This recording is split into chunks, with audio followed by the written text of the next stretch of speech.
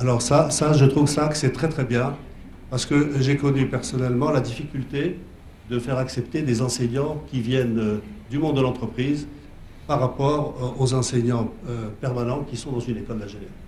Si vous voulez, aujourd'hui, nous sommes là sur un plan amical, donc je vous dis exactement les choses telles que je les sens. N'est-ce pas? On ne va pas faire du langage politiquement correct, mais je crois qu'il est...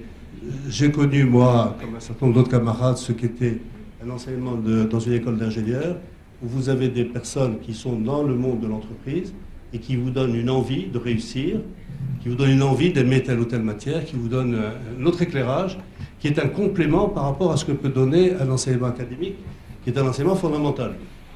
Et la combinaison des deux me paraît extrêmement intéressante. Et la dernière chose qui concerne le succès de l'école, c'est la qualité d'intégration dans le monde du travail des élèves qui sortiront, des élèves ingénieurs. Et ce sont eux qui seront les ambassadeurs et qui permettront de... Et ça demande, je vous disais, l'inconvénient d'être jeune, mais ça demande un travail de longue haleine, parce que des écoles dont vous avez parlé, les arts et métiers, remontent au 19e siècle, au 18e. Bon, eh bien, la courbe d'expérience, vous savez, le facteur temps, on n'y peut rien. Donc c'est des choses qui viendront après nous.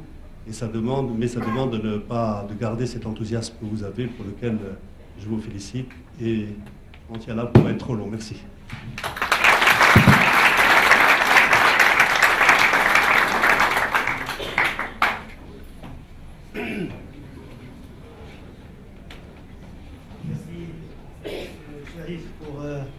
Ce témoignage et ces remarques volontairement critiques, c'est pour faire avancer les choses, bien entendu. Vous avez fait donc un exposé sur votre vécu, parce que je sais que vous avez recruté dans votre vie professionnelle des quantités, des dizaines, voire des centaines peut-être d'ingénieurs de bord. Et donc votre témoignage est particulièrement... Nous étions particulièrement réceptifs à votre exposé. Vous avez, à juste titre, mis l'accent sur la nécessité de former des ingénieurs pour atteindre les objectifs fixés par le gouvernement de 10 000 ingénieurs. C'est excellent, mais ça s'est fait malheureusement, vous avez dit, vous avez insisté dessus, sur la qualité de cette formation, de ces différentes formations. On n'a pas toujours la qualité exigée par l'entreprise. Bon, tout à fait vrai. Vous avez insisté également sur la nécessité de former des ingénieurs entrepreneurs, donc qui travaillent plutôt en horizontal, je dirais, en transversal, en réseau, plutôt que des réseaux verticaux. Donc c'est effectivement le cas des ingénieurs actuellement travaillent dans des équipes pluridisciplinaires. Hein, ça peut ne rien avoir avec les études d'ingénieurs. On peut effectivement être confronté avec des gens qui sont dans la sociologie, la philosophie, les arts, etc. Et donc il faut avoir ces capacités et ces facultés à pouvoir travailler ensemble, à faire de bonnes réalisations. Encore une fois, merci, M. Chérif. Nous passons à notre troisième intervenant. Monsieur Mohamed Filali, qui nous vient de Paris, chez Ernest Diong. Et j'ai tenu à faire parler un ingénieur de formation, bien sûr, initiale, avec une dizaine d'années d'expérience. Et l'avantage par rapport à nous, c'est qu'il est beaucoup plus jeune. Oui, on a besoin d'écouter, d'avoir un autre son de cloche, celui d'un ingénieur qui a à peine 10 années d'activité professionnelle et qui continue. Merci beaucoup, Filali, d'avoir répondu à notre invitation. Merci à vous. Tout d'abord, mesdames et messieurs, nos honorables hôtes et mes chers conférenciers, merci pour cette énorme opportunité de retrouver, on va dire, mes racines d'ingénieur. Comme disait le professeur Smelly, avec mon humble expérience, j'essaie d'apporter mon point de vue sur l'évolution de l'ingénieur. Je souhaitais aborder 2 points. Le premier, c'est la part de l'ingénieur dans l'entreprise d'aujourd'hui. Puis, dans un second temps, ce qu'on attend d'un ingénieur. Je ne peux qu'appuyer les propos tenus jusque-là sur le fait qu'aujourd'hui, l'ensemble des entreprises ou des pays, notamment, sont dans une démarche de réindustrialisation. On parle souvent de Made in France qui souhaite revenir, d'arrêter la fuite des cerveaux, d'arrêter la fuite des ingénieurs. Et aujourd'hui, tous les pays ont lancé des gros projets structurants qui sont appuyés sur une ressource principale qui sont les ingénieurs.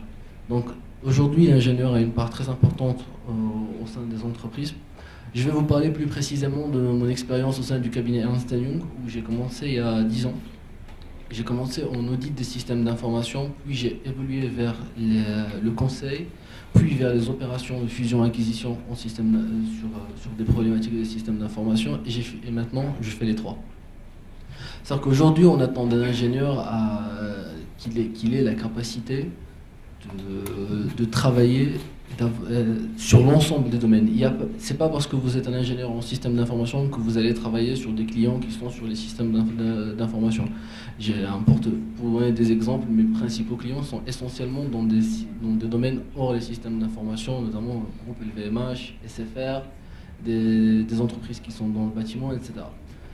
Pour revenir un petit peu en arrière, quand j'ai intégré le cabinet, dans le département d'audit des systèmes d'information, on était 80 personnes, 20%, autour de 20% d'ingénieurs et 80% de personnes issues d'écoles de commerce, ayant fait une spécialisation à la fin d'un master spécialisé en système d'information. Et actuellement, on est autour de 300 personnes avec 60% d'ingénieurs et 40% de personnes qui sont issues de ces écoles de commerce. Je fais du recrutement aussi chez Ernst & Young, et ce qu'on s'est rendu compte, c'est que les profils d'ingénieurs ont une capacité d'adaptation plus large, à la fois parce qu'aujourd'hui les entreprises sont devenues de plus en plus complexes, je dirais, en termes d'organisation, qui s'appuient énormément sur des systèmes d'information de plus en plus complexes. Du coup, il y a eu une volonté d'accentuer et de renforcer les connaissances et les compétences en termes d'ingénieurs. Voilà. Donc ça c'est le premier point. En ce qui concerne le deuxième point, ce qu'on attend d'un ingénieur aujourd'hui, c'est essentiellement à la fois les critères qui sont standards qu'on attend de n'importe quel profil à recruter, c'est-à-dire qu'il ait l'adaptabilité. Ce n'est pas parce que vous êtes ingénieur en génie civil, que vous évoluez dans une entreprise, que vous n'êtes pas amené à accentuer ce que citait M. Smiley tout à l'heure, vos soft skills, amené à travailler sur du management, amené à travailler sur d'autres domaines complètement différents. Comme indiqué, j'ai commencé sur des clients qui sont dans les télécoms, puis j'ai évolué vers le luxe, puis j'ai évolué vers le bâtiment, etc. Donc le premier point, c'est l'adaptabilité. Le deuxième point, c'est avoir cette capacité d'entrepreneuriat en soi. Aujourd'hui, c'est fini l'ingénieur qui vient avec un bagage standard pour occuper un poste, s'occuper d'une fonction stable. Aujourd'hui, on est plus sur un ingénieur qui a une volonté d'apprendre, qui a une capacité de mobilité, que ce soit géographique, que ce soit au sein international notamment, et qui est capable, au fur et à mesure, de gravir les échelons, avoir des équipes en dessous et être capable de partager ses connaissances et de faire évoluer l'entreprise. On attend essentiellement d'avoir des gens qui ont des capacités techniques assez évoluées, certes d'un point de vue des ingénieurs, mais surtout d'évoluer vers le management, d'être capable de grandir dans son poste.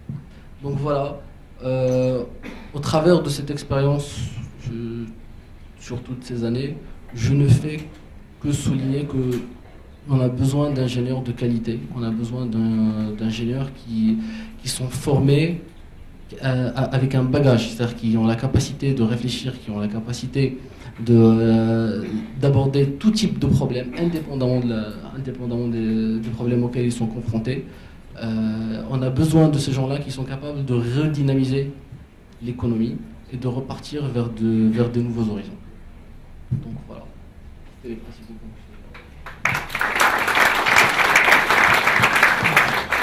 Merci beaucoup, M. Filali. Si je devais faire une petite synthèse rapide de ce qui nous a été dit, je dirais que l'ingénieur... D'abord, est-ce que vous avez dit que, prenons l'exemple du bureau dans lequel vous évoluez, Ernst & Young, la tendance avant était de recruter davantage de profils issus d'écoles de commerce. Et actuellement, c'est exactement le contraire. Il y a plus d'ingénieurs que de commerciaux. Est-ce que c'est un choix de l'entreprise ou c'est la tendance? On a besoin d'ingénieurs plutôt que de commerciaux? Comment ça... C'est essentiellement la tendance. On a adapté la politique de recrutement il y a pratiquement 4-5 ans, où on s'est rendu compte que les profils d'ingénieurs sont les profils qui accrochent le mieux, qui ont la meilleure capacité d'évolution. On recherche plus exactement des profils d'ingénieurs qui comprennent qu'en intégrant le cabinet, ils vont s'éloigner du côté technique. Ils vont pas faire du développement. On est dans une firme qui fait de l'audit et du conseil en système d'information. En système d'information, on a souvent des profils d'ingénieurs qui ont fait durant tout leur parcours beaucoup de développement, beaucoup de choses techniques. C'est pour ça que lors des relations avec les écoles, je participe beaucoup au forum et avec les relations notamment avec SUPEF, donc d'origine, on insiste sur le fait d'avoir des ingénieurs qui ont du soft skills très développé, qui ont fait de la gestion, qui ont fait des matières où on leur apprend le management dès le début, comme ce que vous soulignez tout à l'heure. Donc le choix il a été porté depuis 4-5 ans, on a basculé un petit peu la tendance, prendre beaucoup plus d'ingénieurs. On s'est rendu compte que les ingénieurs s'adaptent énormément mieux.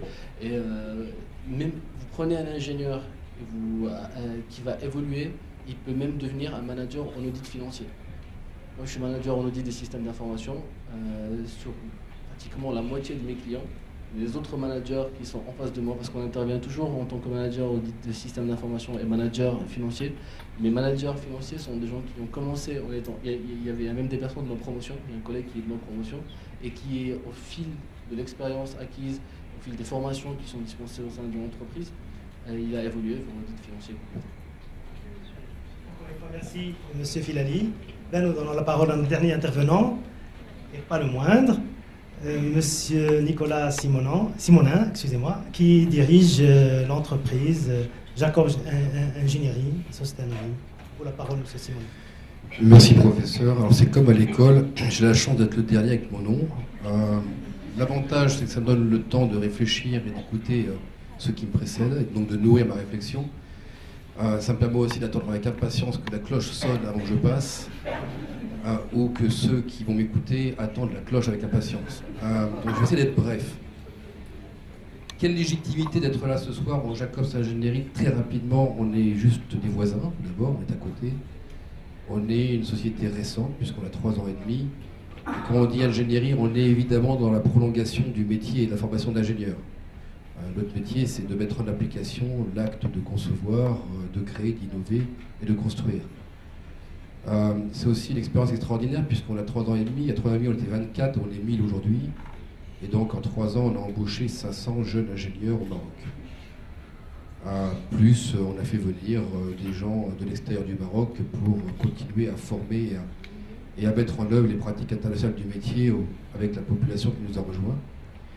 Alors, je vais rester scotché sur le thème de ce soir. Profil d'ingénieur. C'est quoi un ingénieur aujourd'hui? D'abord, quand je regarde la salle, les jeunes sont derrière, les anciens sont devant, ce qui est sympathique, mais les ingénieurs de demain, ils sont derrière. Et un ingénieur, c'est une femme. Je dis ça par provocation, puisque l'Assemblée est encore très masculine. L'ingénieur de demain, c'est quelqu'un de la diversité. C'est quelqu'un de l'approche multiculturelle. C'est quelqu'un qui est capable de faire travailler ensemble les différentes compétences. C'est quelqu'un qui est passé du domaine de la connaissance, qui est la mission principale du système éducatif, au modèle de la compétence. Vous savez, dans un projet d'ingénierie qui est en fait l'expression des métiers de l'ingénieur, quand on travaille ensemble en équipe, on s'aperçoit que pas loin de 35 à 40% de l'énergie qu'on passe ensemble n'est pas à mettre en œuvre la compétence technique ou technologique qu'on a appris à l'école, mais à faire travailler les gens ensemble. À faire en sorte que chacun puisse exprimer son talent et que l'objet qu'on conçoit toujours ensemble et jamais tout seul, sincèrement, il n'y a pas une usine, il n'y a pas un collège, il n'y a pas un pont, il n'y a pas un viaduc, il n'y a pas une ligne grande vitesse TGV qui soit conçue par un seul individu. C'est toujours le fruit d'une équipe Et l'ingénieur d'aujourd'hui, c'est quelqu'un qui est à la fois un fédérateur des compétences et un manager.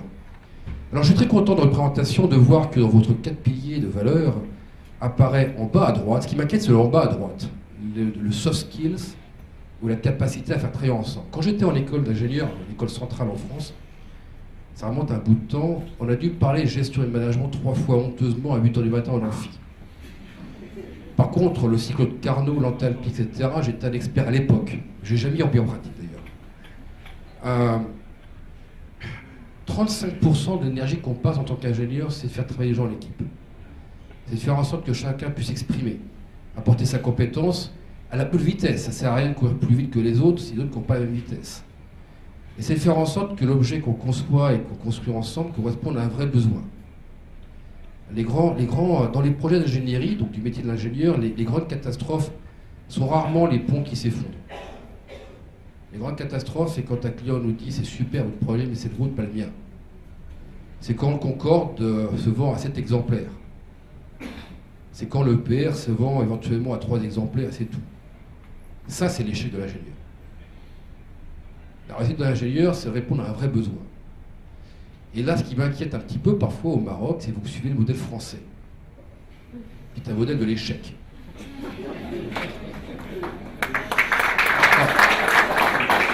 Ce qui m'intéresse, et Katsar est sûrement celui qui s'en sort le mieux. Oui, ça, je suis sincère. Non, le domaine, et ce qui m'intéresse dans votre réseau, c'est l'internationalisation. C'est de voir effectivement que vous êtes relié, non pas seulement à ce que de plus en plus de gens appellent, de la raison géographique ou culture dont je proviens, l'ancien continent, ce qui donne une image d'ailleurs un peu préhistorique, ou du vieux continent, c'est encore pire. L'ancien, à la limite, on s'accroche sur des valeurs. Le vieux, c'est un peu défaitiste. Et quand je vois effectivement, vous avez du rouge qui va de l'ouest à l'est, au nord et au sud. Ça, c'est l'ingénieur de demain. C'est la mobilité, celui qui accepte de partir dans une mobilité géographique mais intellectuelle. C'est celui qui accepte de prendre des risques et de sortir de son champ de compétences et son zone de confort pour aller comprendre que sa carrière n'est pas uniquement verticale, mais elle est en zigzag et que c'est l'effet boule de neige qui fait qu'on est capable petit à petit de maîtriser son destin et celui des autres. C'est d'accepter le deuil de la grande révolution des années 80 où l'ingénieur a enfin dû comprendre, a essayé de comprendre et dû comprendre qu'il avait perdu le pouvoir absolu de l'entreprise. Il a vu arriver les financiers, puis les gestionnaires, puis les commerciaux et maintenant les sociologues. Et s'apercevoir qu'il n'était plus le chef d'entreprise. Et que l'ingénieur, monsieur l'ingénieur, devait partager. Ça ne veut pas dire qu'il est inutile, mais ça veut dire qu'il a apporté sa contribution à un ensemble économique qui doit répondre à un vrai problème et à une vraie problématique. Donc pour moi, le profil d'ingénieur, c'est quelqu'un qui est capable d'accompagner le changement. C'est quelqu'un... Et il y a vraiment pour moi une ambivalence extrêmement forte. Dans la formation de l'ingénieur, c'est une formation technique, rigoureuse, qui donne des fondamentaux, et qui donne, a priori, à cette compétence, cet ensemble de connaissances, sa capacité à s'ouvrir aux autres. Moi, j'ai dû faire un MBA pour faire de la gestion. Ceux qui ont choisi avant moi de faire des écoles de commerce, c'est très difficile de venir après prendre un bagage technique et technologique pour après apporter sa compétence au niveau de l'entreprise. J'ai l'impression, et ça fait peu de temps que je suis au Maroc, ça fait 2 ans, mais avec l'ensemble des gens que je côtoie tous les jours, j'ai l'impression que la jeune génération marocaine qui sort d'école d'ingénieur, d'abord elle est trop pressée. Elle a beaucoup d'ambition, ce qui est bien, elle a beaucoup d'envie, ce qui est extraordinaire, elle a beaucoup d'appétit. Mais il faut passer du domaine de la connaissance, du domaine de la compétence, au domaine de l'expérience. Il faut savoir rester en écoute permanente, en soif d'apprendre. Et j'ai jamais vu au Maroc autant de PDG à 25 ans, ça me fait rigoler. Pouvoir gérer un destin, pouvoir gérer une équipe, prendre des résultats sociétals, ça demande du temps, ça demande de l'expérience. Et ça demande effectivement une capacité d'écoute et d'ouverture et d'apprentissage. Et donc l'ingénieur de demain, c'est celui qui va accepter de continuer à apprendre sa compétence dans les filières assez traditionnelles de génie, de devenir un génie en mécanique, en électronique, en électrotechnique, en processus industriel, mais au-delà de ce génie, d'apporter sa capacité à être le magicien. D'être le bon génie, celui qui va pouvoir sortir de la lampe et pouvoir apporter la satisfaction aux besoins des autres. C'est celui qui passe de l'expertise au management. Dans la carrière de l'ingénieur, il y a toujours un moment, il faut qu'il se pose la question, est-ce que je veux rester un... Il n'y a pas de mauvaise ou de bonne réponse, il y a un choix. Dois-je rester ou dois-je devenir un expert? Et donc devenir, à la limite, l'expert des ponts à haubans sans haubans? Ou dois-je devenir un consultant, donc finalement moins d'expertise profonde et technologique, mais plus large? Dois-je devenir un expert du franchissement d'une vallée, qui peut se faire par un pont haubans, mais par d'autres solutions, un téléphérique, ça marche bien aussi. Ou dois-je devenir un manager? Sincèrement, là je parle pour les autres ingénieurs qui sont derrière, je n'ai jamais rencontré dans ma carrière, qui commence à dater un petit peu malheureusement, quelqu'un qui soit bon dans les deux domaines, et jamais dans les trois domaines. Donc il y a un moment, l'ingénieur doit se poser la question de son développement individuel, dans la technologie, de venir dans l'expertise, dans le monde transversal du consultant ou du managérial.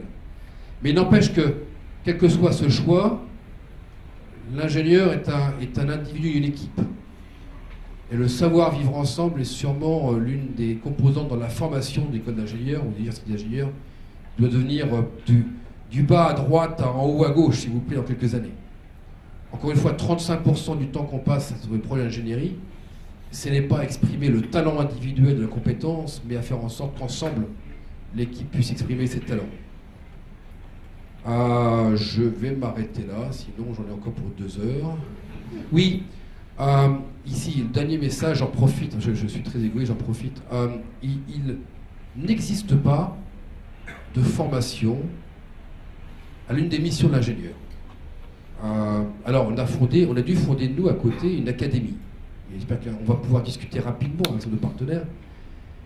Mais le métier de management de projet,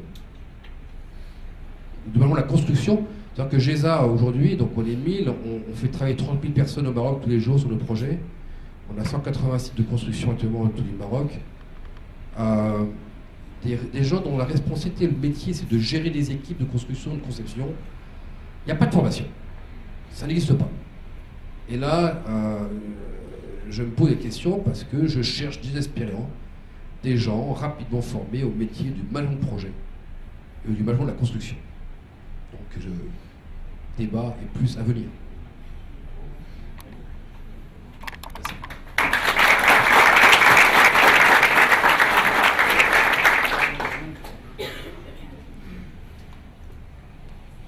Merci Monsieur Simonin pour cet exposé très pédagogique, très pratique et qui nous pousse à réfléchir, à poursuivre cette réflexion sur notamment les soft skills, notamment que vous voulez mettre en tête par rapport à la technique, à la technologie, et au moins équilibré, tout à fait. Et c'est toujours cette question éternelle, quel dosage la technique par rapport aux matières, disons, de gestion et autres. Quel est le bon dosage? On n'a pas encore trouvé la formule. Je ne sais pas s'il y a une formule à trouver d'ailleurs. C'est vrai que c'est ce que disait également M. Chérif tout à l'heure. L'ingénieur actuellement, c'est plus un leader dans son équipe. Il dirige une équipe qui est pluridisciplinaire, c'est sûr. Et donc, sa réussite réside dans sa capacité à gérer, à optimiser le travail de cette équipe. Tout à fait. Nous sommes très ouverts, nous sommes des voisins, a fortiori, donc nous souhaitons pouvoir lancer des partenariats avec Jacob. Nous voyons que vous avez des idées intéressantes. Il faut les confronter avec les nôtres et probablement on va trouver un terrain d'entente et des activités en commun. Encore une fois, merci Monsieur Simonin. il me reste plus peut-être qu'à ouvrir un débat et laisser la parole à la salle. Je suis sûr qu'il y a des questions. Voilà. En général, la première question tarde à venir, mais là, il y a une question immédiate. C'est peut-être l'intérêt de notre débat. Docteur Saïd, va se présenter. Bonsoir, merci. Donc, docteur Saïd, moi, j'interviens parce que je ne suis pas ingénieur. Donc, je voudrais vous apporter un point de vue par quelqu'un qui n'est pas ingénieur et justement comment il voit le métier d'ingénieur, et c'est pour cela que l'échange peut-être sera complété par ce zone. Je suis médecin de formation de base, spécialiste en médecine du travail, mais je suis également juriste, j'ai un master en droit et surtout j'ai le lien avec les ingénieurs parce que j'enseigne le management de la santé et de la sécurité au travail, notamment dans des écoles d'ingénieurs et surtout dans la formation continue en rapport avec les ingénieurs. Alors le constat qu'on peut apporter, c'est pas, je dirais, extraordinaire par rapport à ce que vous avez dit, mais peut-être c'est un peu structuré. Nous les médecins, nous avons un peu eu l'intro, je dirais, réflexion par rapport au corps humain. Et nous sommes dedans et nous sommes restés dedans. Vous avez le génie, c'est-à-dire que vous vous êtes préoccupé de ce qui tourne autour de nous pour trouver des solutions. Et je dirais que les autres disciplines, ils sont sortis du corps humain, c'est les sciences sociales, c'est tout ce qui est un petit peu domaine juridique, domaine économique et tout ce qui en suit. Et justement, vous faites le lien extraordinaire par rapport à ces différentes disciplines.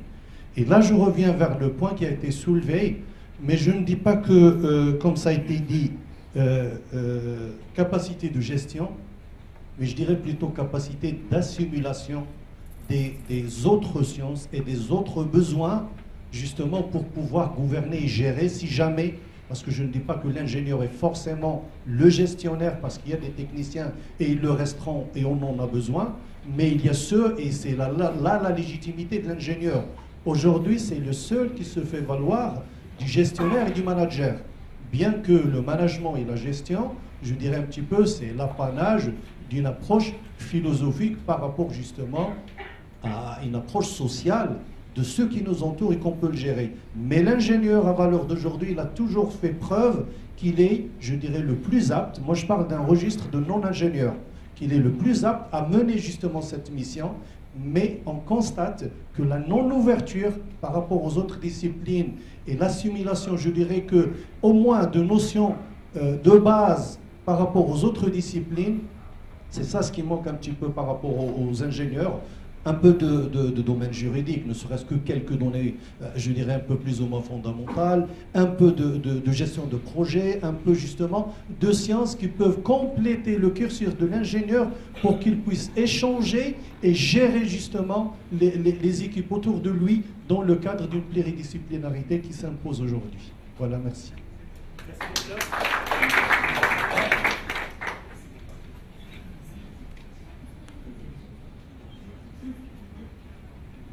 Bonsoir. Bonsoir.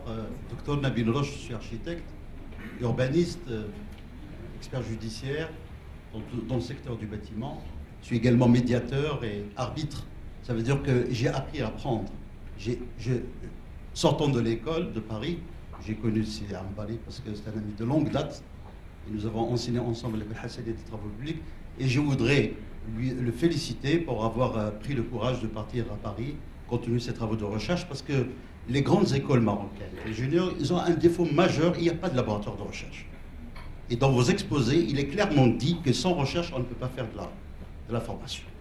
Je pense que ma première recommandation pour l'UIC, où je suis professeur depuis 3 ans maintenant, j'enseigne l'architecture et l'environnement, je pense que s'il n'y a pas de laboratoire de recherche, on va passer à côté de la plaque.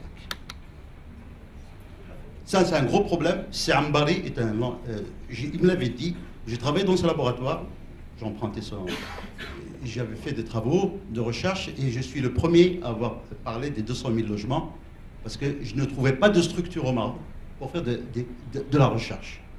Je suis le premier Marocain en 92 à avoir écrit un article sur les besoins en matière de logement, 200 000 logements, qui est devenu un programme national en 1994 suite au discours de Sa Majesté Hassan II. Et ça, c'est connu sur le plan national. J'étais également conseiller du ministre de l'Habitat. Et le gros problème dont souffrent les pays en voie de développement, c'est qu'il n'y a pas de structure de recherche. Les budgets alloués à la recherche sont quasiment absents. Les chercheurs travaillent dans la précarité la plus absolue, et même quand ils publient, ils ne trouvent pas de répondants. Il n'y a pas de réponse, donc s'il n'y a pas de feedback de la communauté scientifique, vous pouvez faire de la recherche pour... ce que je voulais dire, c'est que d'abord je rends un hommage à ce panel de conférenciers, parce qu'effectivement, on trouve l'enseignant, on trouve le praticien et on trouve le chercheur. Et ça, c'est la particularité de cette université internationale de Casablanca, c'est qu'effectivement, elle a un réseau international. Et le profil d'ingénieur, moi je le connais un peu parce que j'ai travaillé à l'école Hassanieh, j'ai enseigné. Et dans le cursus que vous avez proposé, il y a des matières qui sont quasiment absentes. Et ça, c'est un problème. Le droit d'urbanisme, on peut faire une... on peut en parler. Parce que si vous voulez, en tant qu'ingénieur, intervenir dans le domaine public, si vous avez un problème d'aménagement du territoire, l'aménagement urbain, les schémas directeurs, les plans d'aménagement, le droit d'urbanisme, le droit de construction, vous ne pouvez pas agir, intervenir dans le domaine public si vous ne connaissez pas ces bases. Or, dans le cursus que vous proposez, je n'ai pas une seule trace. Et pourtant, j'ai pris des attaches avec vous. Hein. Faites attention, il y a des matières, je ne parle pas de moi, je parle de ce qu'on trouve dans le domaine public. Hein. L'urbanisme, l'architecture, le droit, ça c'est important. Et je voudrais vous faire partager mon expérience en tant qu'architecte. Nous avons les mêmes problèmes, c'est-à-dire que les profils ont changé en fonction du changement de la société et des exigences technologiques et des exigences de management. Ça c'est clair.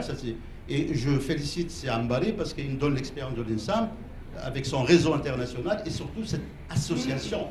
Parce que s'il n'y a pas d'association qui va créer un groupe de pression, il y a 10 000 ingénieurs, les pauvres, 60% sont dans le chômage. Moi, en tant qu'architecte, je reçois tout le temps des mails pour travailler. C'est pas possible. Former des gens qui vont être chômeurs, c'est pas la peine. Et surtout, vous avez, dans le cadre de la globalisation, vous savez très bien que l'OMC, hein, tout ce qui est service est en train de se développer au détriment des pays émergents. Il y a des bureaux d'études étrangers qui s'installent au Maroc, qui prennent des marchés, et les ingénieurs marocains en souffrent. Je m'arrête là.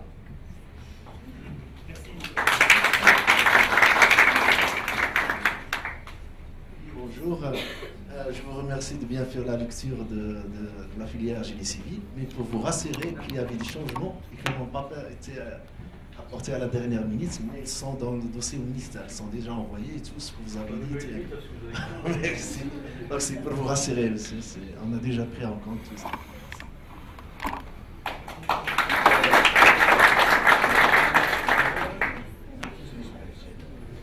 Oui, il faudrait peut-être qu'on donne la parole aux étudiants. Est-ce qu'il y a des étudiants? Oui, ça c'est Félix. Je ne suis pas étudiante et j'aimerais bien intervenir. Bien sûr, on va alterner. Et après, bien sûr.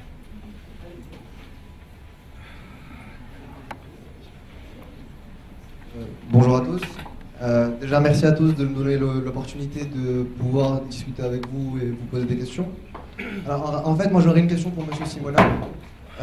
Voilà, en fait, M. Simonin et M. Chérif aussi, j'ai remarqué que vous avez souvent associé l'ingénieur à un leader d'équipe, à un chef d'équipe. Le problème, c'est que le leadership, c'est quelque chose qui donc ne s'apprend pas. On est leader ou on n'est pas leader. C'est assez compliqué. Moi, personnellement, je trouve que c'est assez compliqué, c'est une opinion personnelle après. Mais après, ce que j'aimerais vous demander, c'est est-ce qu'il ne faudrait pas, en plus des critères de sélection classiques par rapport aux évaluations pour les étudiants, est-ce qu'il ne faudrait pas aussi faire des tests psychotechniques pour savoir s'ils sont aptes à supporter le stress ou à être capables à réfléchir rapidement voilà, ainsi de suite. Merci beaucoup.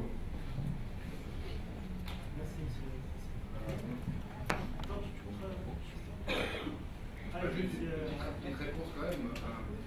Alors je ne sais pas, vous classez où, dans le leader ou pas leader? Je ne sais pas, il faudrait demander à mes enseignants. Alors, c'est à vous de savoir. Leader, c'est en vous, plutôt leader. Pas plutôt leader. Il y a sûrement des gens qui ont plus de facilité à exprimer leurs compétences et leur savoir. Je ne crois pas qu'il n'y a pas de fatalisme. Tout le monde ne devient pas leader, mais comme tout le monde ne devient pas médecin. Mais je ne pense pas qu'on est aussi inscrit dans ces gènes avec des compétences qui peuvent s'exprimer ou pas. J'ai un fils actuellement à l'école prépa en France qui prépare une école d'ingénieur spécialisée. S'il vous plaît. plus de la moitié des critères des concours sont sur des tests adaptés à la compétence comportementale, à son métier, et non pas à la compétence scientifique. Donc, quand on veut le faire, qu'on a besoin, on le met en place.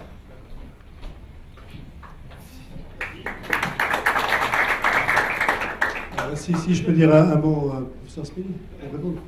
Non, parce que je trouve que c'est une bonne question ce que vous avez posé, parce que c'est vrai que leader, c'est pas donné à tout le monde. Et souvent, on oppose, enfin, on complète. Enfin, on peut parler de leadership et on peut parler de manager. Je dirais qu'un manager, c'est quelqu'un qui peut exprimer, qui peut posséder un certain nombre de compétences, qui est doté de compétences et qui peut diriger des structures, des organisations. Quand on parle de leader, c'est vrai qu'il y a une autre dimension.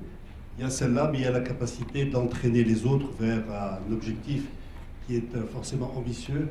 Donc c'était, je pense, dans cette expression-là qu'on souhaitait le dire, c'est que dans la gestion de certains types de projets, qui sont des projets liés à des changements, à des restructurations et autres, dans lesquels un ingénieur peut être impliqué, être un leader, c'est celui qui a envie de donner envie aux autres de le suivre. Voilà, c'est comme ça que je pourrais le dire. Et je ne sais pas si c'est donné à tout le monde, mais l'ingénieur est souvent aussi dans cette fonction de leader.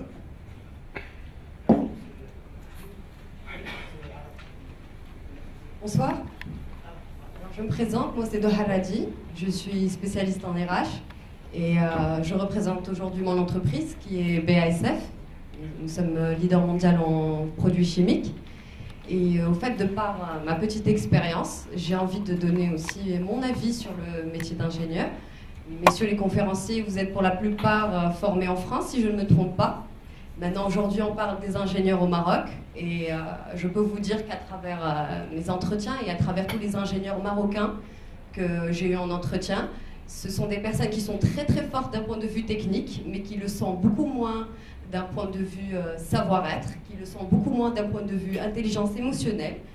Et je pense qu'il va falloir orienter les formations d'ingénieurs aujourd'hui dans ce sens.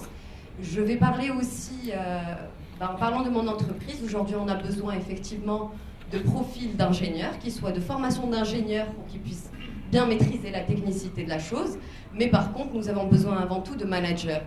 Et j'ai envie aussi d'ajouter que nous avons besoin de profils d'ingénieurs avec des formations en école de commerce, ou des profils d'ingénieurs en formation marketing pour des études de marketing stratégique ou ce genre de choses. Et aujourd'hui, il est très difficile de trouver ces profils-là chez les Marocains. C'est beaucoup plus simple quand on parle de l'Europe, la France, l'Espagne, mais ce n'est pas... Je n'ai pas l'impression qu'au Maroc, nous soyons vraiment conscients de cette nécessité. Et je pense que je vous parle aussi, voilà, c'est mon apport en tant que spécialiste RH.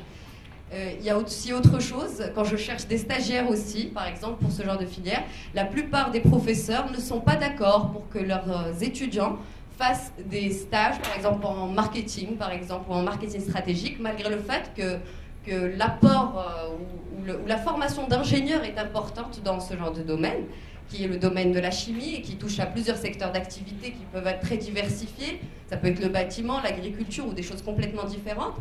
Et voilà, les professeurs non plus n'aident pas ces étudiants.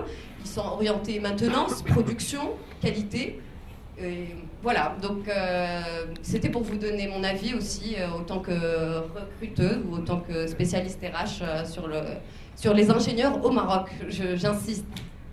Et voilà, j'espère qu'effectivement, l'Université internationale de Casablanca, il y a d'autres écoles privées, effectivement, aujourd'hui, qui essayent d'aborder la formation d'ingénieurs différemment. Mais je pense qu'il est très important de rentrer en contact avec le monde professionnel et les exigences du marché.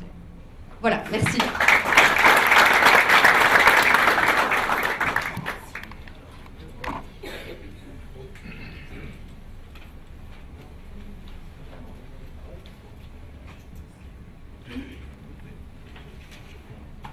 Bonsoir, Kaara Fabiodi.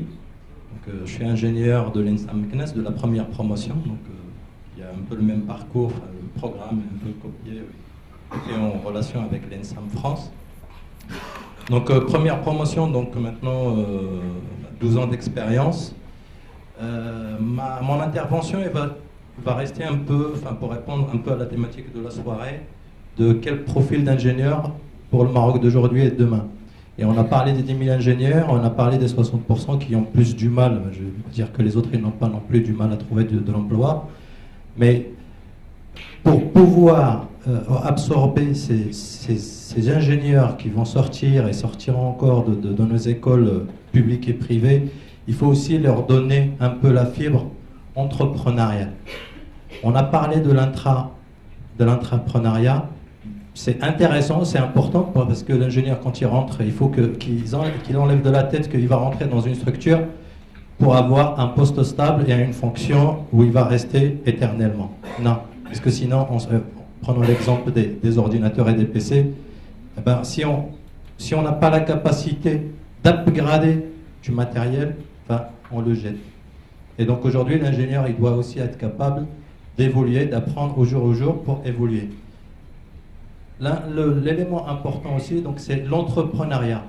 Il faut que les ingénieurs puissent aussi penser à créer des entreprises. Il faut leur donner du sens à l'entrepreneuriat.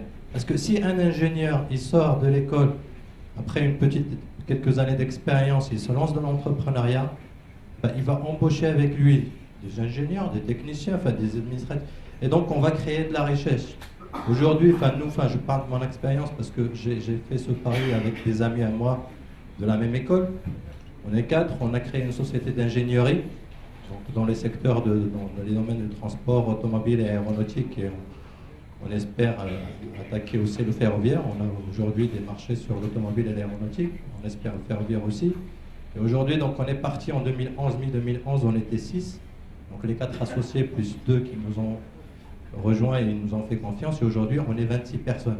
Donc si chaque ingénieur, il se lance, il crée sa petite société, il s'entoure de 4-6, ben, on va réussir à absorber ces ingénieurs qui sortent d'école, et puis on va surtout aider le Maroc et notre pays à se développer et à répondre à tous ces plans qui aujourd'hui émanent, émergence, Maroc numérique, plan 2020, enfin 20 millions de touristes en l'an 2020. Voilà, c'était ma réflexion à partager avec vous.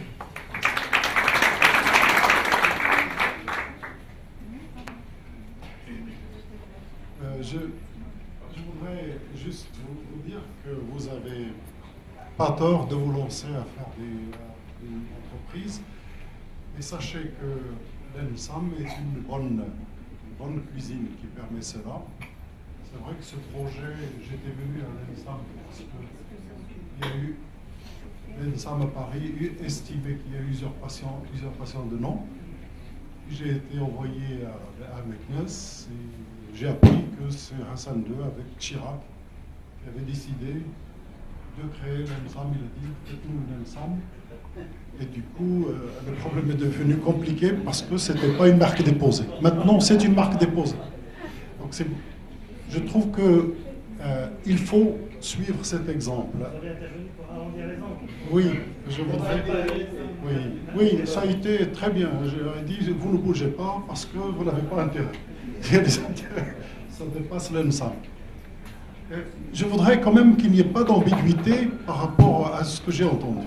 Il y a des formations de management qui a toujours existé, et vous aviez tout à l'heure des éminents polytechniciens qui étaient là, l'école des mines, tout ça, ça existait, le management était enseigné et avait sa valeur.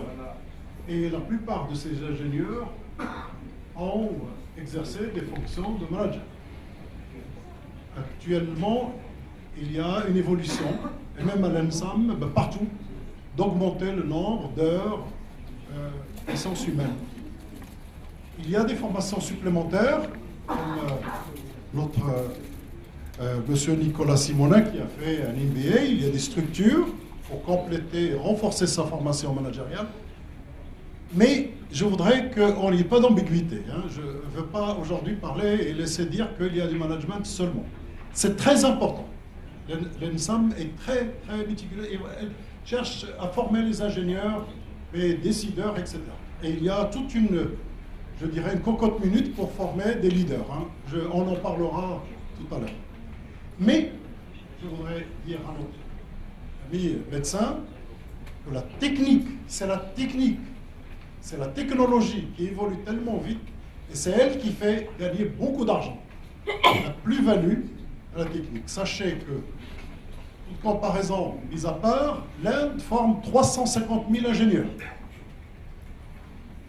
L'Inde a construit 7 universités qui s'appellent les IIT, dont IIT Kanpur est la plus prestigieuse. On a un contact avec eux, on travaille avec eux, et ils sont prêts à augmenter à 8 autres centres. Sur 30 000 candidats, ils retiennent 2% pour les IIT. Est-ce que vous comprenez le problème de sélection? Je ne sais pas le pourcentage de vos sélections ici au Maroc en ce moment. Alors, le fait de monter à 10 000, c'est une bonne chose, mais sachez que ce qu'a dit Simona Cherif est très important. Dans la mondialisation, si la qualité ne suit pas, et cette qualité, elle est suivie par la recherche de très haut niveau, il n'y a aucun espoir d'améliorer les choses. Les ingénieurs sont condamnés à disparaître. Pour la médecine, on travaille sur les vecteurs, vous savez, l'encapsulation. L'encapsulation pour les traceurs radioactifs, pour aller cibler les maladies, il y a un grand centre à Angers, on travaille là-dessus, on travaille là-dessus aussi. Ça nécessite de la nanotechnologie, ça nécessite des écoulements, des études des écoulements de ces capsules, quelque chose d'incroyablement compliqué. Et si l'ingénieur n'a pas un petit peu passé du temps dans la recherche et confronté à la recherche, il passe à côté d'une niche qui, elle, peut rapporter énormément. Je crois que le cas d'Israël est caractéristique. Ils investissent dans les hautes technologies. Quelques grammes de grains de tomates valent plus qu'un bateau de tomates marocain. Alors je voudrais bien qu'il n'y ait pas d'ambiguïté. Il faut bien la technique, mais il faut aussi l'aspect managériel qui est très important. C'est tout ce que je voulais dire.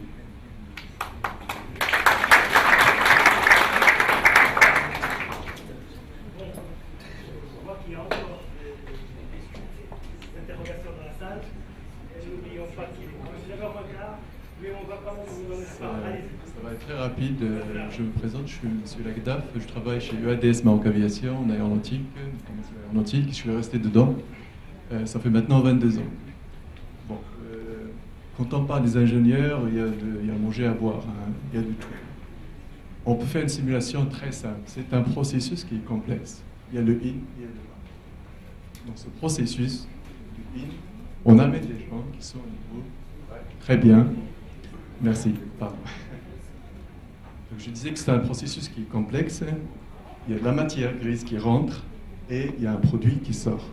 On parle d'adéquation par rapport au profil, par rapport à l'expertise, par rapport au savoir-faire technique, mais il y a aussi dans ce in, malheureusement, dans ce moule, le in, on veut absolument aussi qu'on aille des gens qui ont un niveau intellectuel, un comportement, un savoir-être. C'est compliqué. L'enseignement supérieur ne peut pas tout faire. Il y a une partie qui est dans l'éducation. Il y a une partie que l'enfant, que l'élève amène de chez lui, de sa maison, de sa famille. Ça ne peut pas être acquis, je dirais, facilement au niveau de l'enseignement supérieur. Je m'arrête là par rapport à cette remarque. Un élément important, à côté de l'expertise, à côté de ce soft skills, l'ingénieur de demain doit être aussi un homme avec une vision de 360 degrés. On demande à ce que ces ingénieurs de demain soient des gens attentifs par rapport à tout ce qui est analyse de risque, par rapport à l'environnement, par rapport à la sécurité. Donc, le comportement, le management, c'est bien, mais aussi ces éléments, que ce soit au niveau expertise, que ce soit au niveau management de projet, que ce soit au niveau management de cours, on doit absolument avoir cette vision de 360 degrés qu'il faut éduquer au niveau de partant d'enseignement supérieur.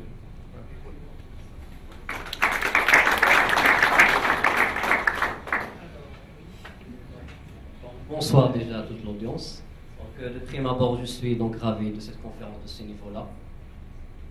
Je suis ravi donc de cette conférence, de ce niveau de cette conférence, et donc qui met les points sur les îles, donc concernant des points très importants.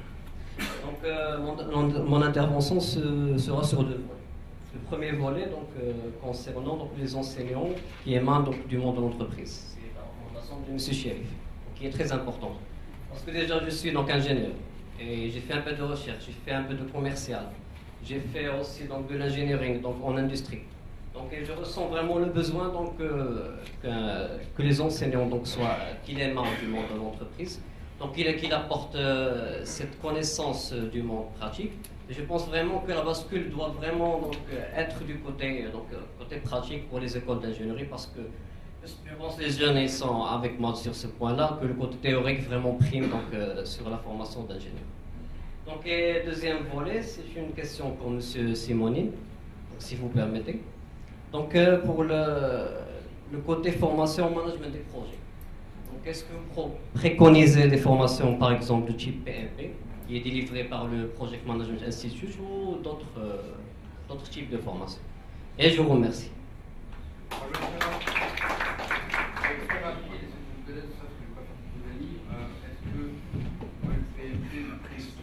Est-ce que pour apprendre l'anglais, vous entraînez au TOEFL?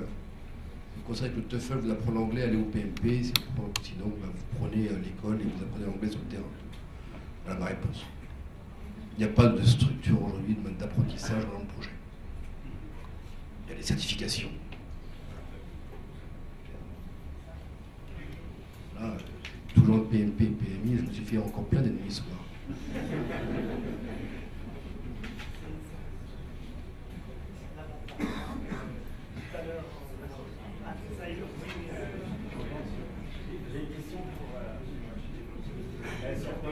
Certainement, vous avez commencé par les classes préparatoires, le système français classique. Moi, je vais faire une comparaison par rapport au système nord-américain. Est-ce que vous ne voyez pas, par exemple, je voudrais savoir juste votre point de vue, est-ce que vous ne trouvez pas que le système des classes préparatoires, c'est un fardeau théorique et fondamentaliste avec les mathématiques et les physiques pour un ingénieur? Est-ce que vraiment, par rapport au système nord-américain, directement ça veut dire avec un secondaire 5 ou un secondaire 6. On peut directement se spécialiser dans les mathématiques à l'informatique, en mathématiques au génie civil, sans passer par un fardeau de mathématiques préparatoires. Écoutez, je crois qu'on est quelques-uns à avoir fait les classes préparatoires. Moi, ce que j'en ai retenu, vous voyez, c'est que les classes préparatoires, c'était des entraînements de sportifs de haut niveau. C'est-à-dire que ça nous a appris à travailler beaucoup, n'est-ce pas? À travailler beaucoup, à travailler vite, n'est-ce pas? Et à pouvoir prendre n'importe quel sujet en se disant je suis capable de l'abattre. C'est ça ce que je retiens des classes préparatoires. Je trouve que c'était les mathématiques, la physique, la chimie, le dessin industriel, on était tous marocains très mauvais en général. N'est-ce pas? Notre professeur de dessin industriel, il disait que les Marocains, c'est des esprits plats. Donc c'était extraordinaire, on était très bons dans la matière scientifique, mais le souvenir que je garde, c'est que c'était véritablement, je garde ce souvenir-là. Moi, c'était comme un coaching de haut niveau, où vous étiez capable. Et ça vous sert toujours après. Hein, ça vous sert toujours après d'avoir un cours pendant 4 heures suivi d'un prof de maths et qui, dans les 15 dernières minutes, vous sortez une interro surprise sur ce que vous veniez d'écouter. C'est-à-dire capacité d'assimiler tout de suite. Et ceux qui ne pouvaient pas suivre, bien, je vais vous dire une chose. Quand, dans ma carrière, je me suis retrouvé dans des postes très différents de métier d'ingénieur, puisque j'ai été des fois appelé sans l'avoir souhaité, mais du jour au lendemain, me retrouver d'un poste de manager dans une entreprise à me retrouver dans un gouvernement et à devoir passer dans des questions orales au Parlement. Et vous imaginez le traumatisme que ça représente brutalement. Eh bien, cette formation-là m'a servi, en me disant, voici le challenge, il faut vider ça.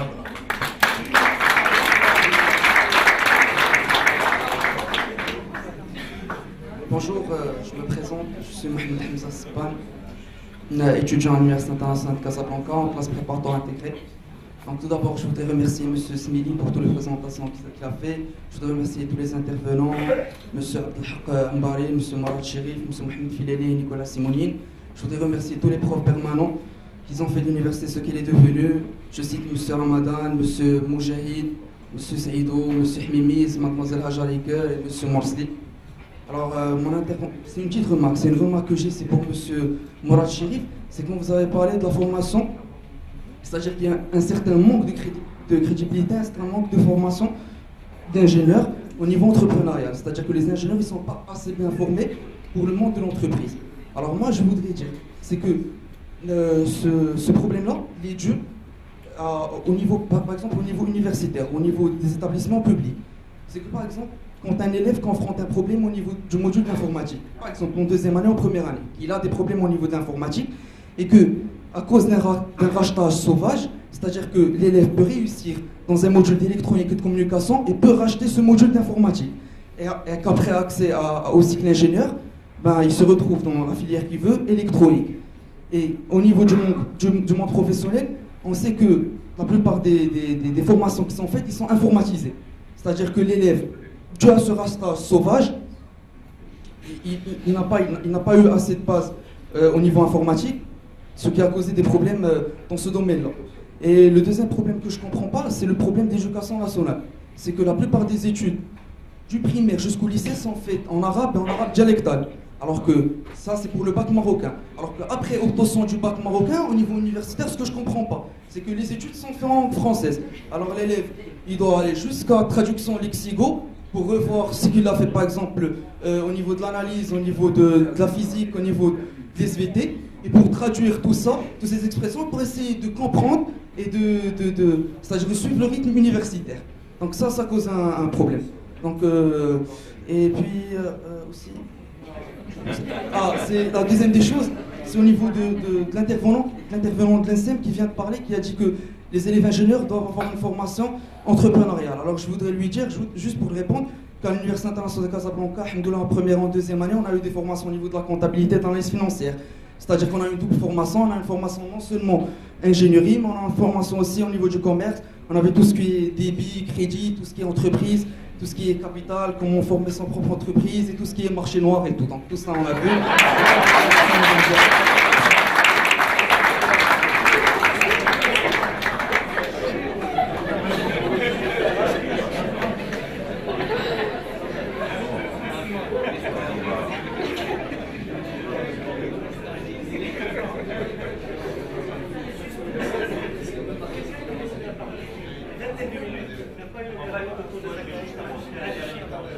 La dernière question.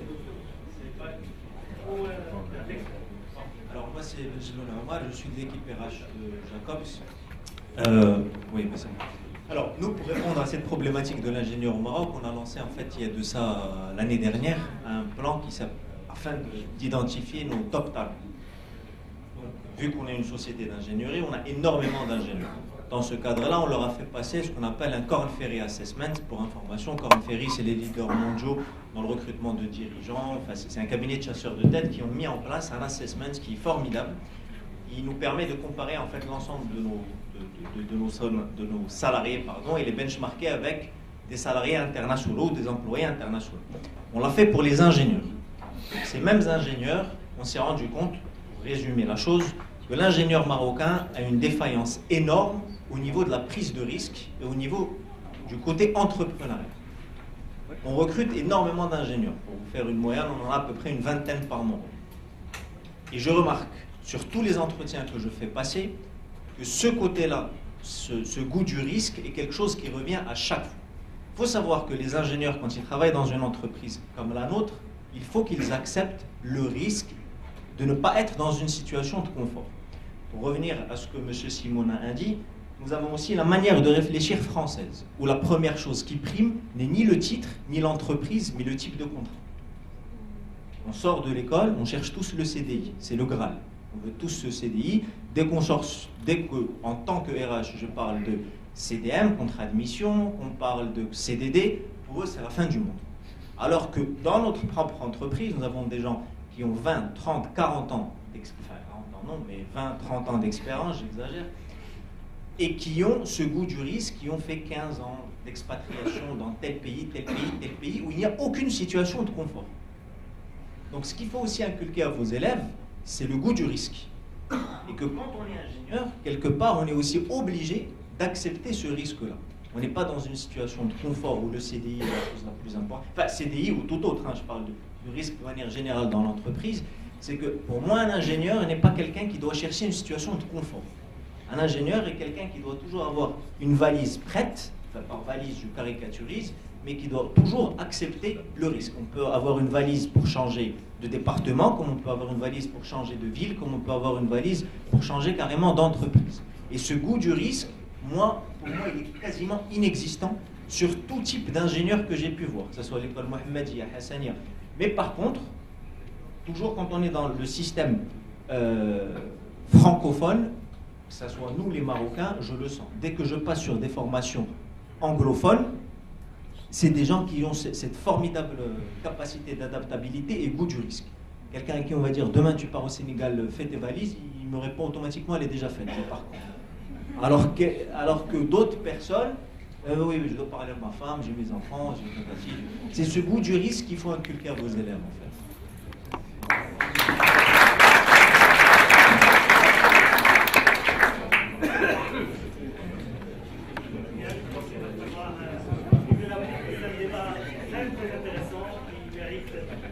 Des heures. Ne vous inquiétez pas, nous allons organiser d'autres manifestations aussi intéressantes que celle-ci. Pour terminer, je donne la parole à Madame Alavi. Merci.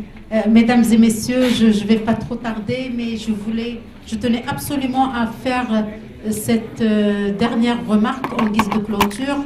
Je remercie bien les intervenants qui ont su nous apporter leur point de vue par rapport au profil d'ingénieur qui est requis pour justement appuyer et accompagner le développement du Maroc.